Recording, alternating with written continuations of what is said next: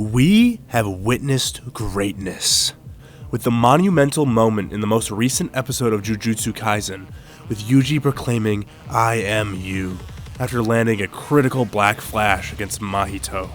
I wanted to break down Yuji's amazing character arc and the philosophy that he now has. We start with the fight between Yuji and the blood manipulation user Chozo. The fight is remarkably close, but in the end, Yuji is outmatched and loses the fight. This failure leads to Sukuna, the king of curses, to be reawakened for a short time. Enough time to do horrendous damage throughout Shibuya, killing potentially hundreds, and creating a crater in the center of the city.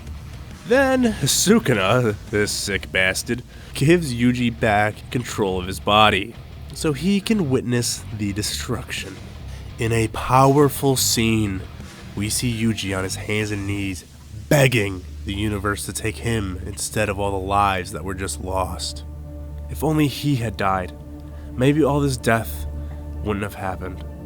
The dark void of the empty, lifeless circle in Shibuya, reflecting in the now hollow eyes of Yuji.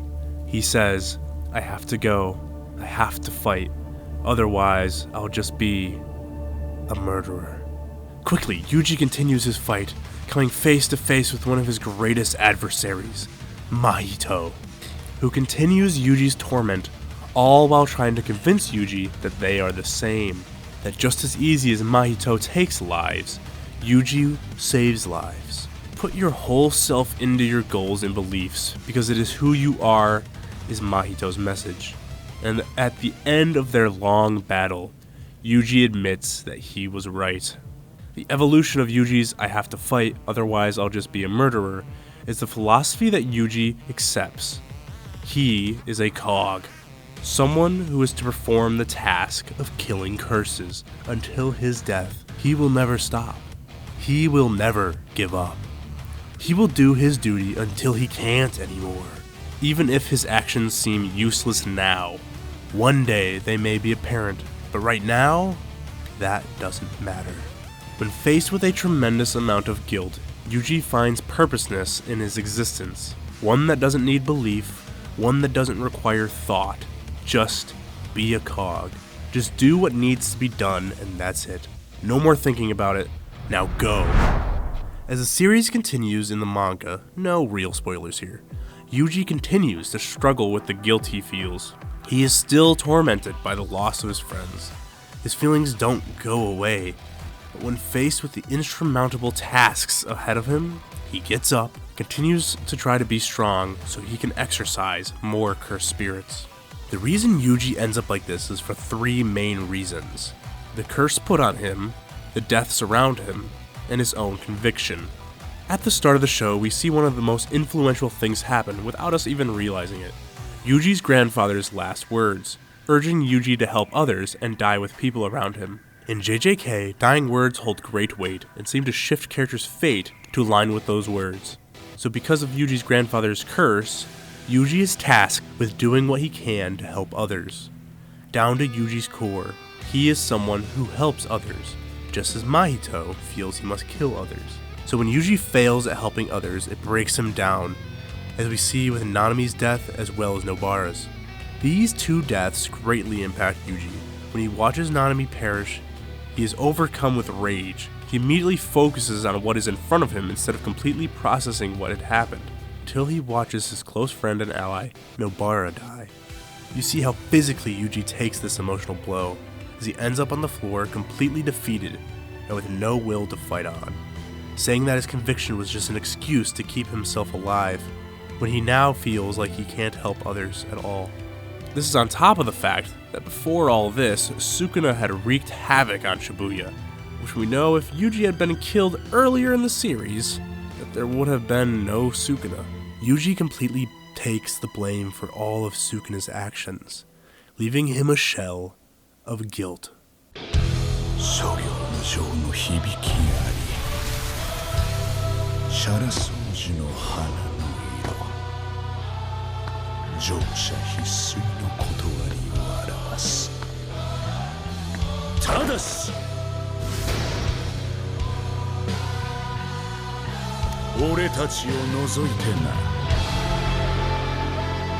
With his will restored with Toto's arrival, and the understanding of Nanami's last words to him, Yuji fully accepts the responsibility that he is a cog in this world, meant to do one thing: exorcise curses.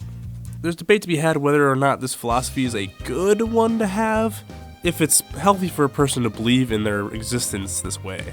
But allow me to try to explain how adapting a similar philosophy in your own life can be beneficial to you. Before I go in too deep, let's take a step back and acknowledge that Jujutsu Kaisen and Yuji's struggles are just part of a story taken to extremes in a world not like our own. But that world is similar. You may relate to Yuji in some ways. Guilt of hurting others, wishing you were a stronger person so that you could have prevented tragedies within your own life. Hopefully you can take Yuji's approach, but in a much healthier and more human way. Let me explain. You, too, are a cog. Despite all the flaws you may have, all the problems in your life, and the unimaginable amount of mistakes that led you to this dark spot, where your emotions cripple the person you are underneath, you must acknowledge that you are a cog. But your task is not to exorcise cursed spirits, but instead to do what you need to become the best version of yourself. Destroy your flaws and become the person who can achieve your dreams. The person strong enough to do right by those you care about in your life, all while staying true to yourself. There is literally no time like the present to start the small steps to improve your life and build the foundations to become a better person. These things can be small, but they lead to great impact in your life. Think of doing your laundry and cleaning your room as defeating grade 4 cursed spirits. And think of going to the gym as a first grade. Assignments being put off, bills that aren't paid, important events in your life, those are just special grades, ready to be defeated by your hands. It doesn't matter what's in front of you. What matters is you overcome those challenges. You exorcise those curses, because you are a cog. Anime and media in general are great tools for displaying relatable struggles in unique ways and taking what you see in them and extrapolating them into your own life. This can be beneficial to you. Characters like Rock Lee and Goku have inspired thousands of people to start working out. Only way this works is if you can consume content and digest it in a way that applies to your own life and situations. Great lessons can be learned from shows like this, and you can't allow yourself to ignore the messages within these works. This can be applied to whatever your favorite show is. What would Naruto do today if he was me? What would Luffy think of what I was doing with my time? What if I was more like Eren Yeager? Okay, maybe not that one? But wait, actually, that one too! Attack on Titan constantly pushes a similar philosophy to Yuji's cog philosophy. Keep moving forward. This doesn't mean go and kill your enemies, it means get up and do your homework, instead of watching dumb YouTube videos like this one. Yeah, buddy, I'm talking to you.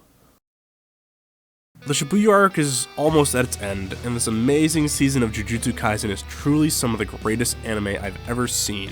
Not just because of the story, but because of the characters and their philosophies in life that truly get you as the audience thinking. And of course, the incredible fights that just...